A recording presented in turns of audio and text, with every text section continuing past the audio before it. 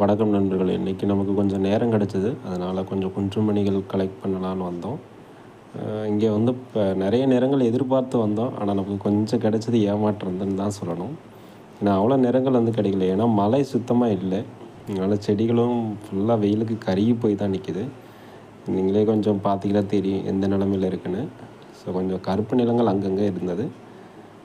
நான் உங்களுக்கு காமிக்கிறேன் பாருங்கள். இதோ இருக்கு இல்லையா, நெட்டுக்குள் தெரியுதுங்களா?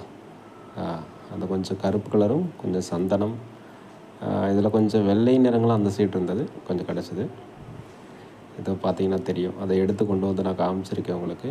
கொஞ்சம் வெள்ளை, சுத்த வெள்ளை கலரும், கொஞ்சம் சுத்த கருப்பு, அப்புறம் கருப்பு சிவப்பு மணிகளும், அப்புறம் கொஞ்சம் மஞ்சள் குன்றுமணி, இது கொஞ்சம் நிறையவே இருந்தது.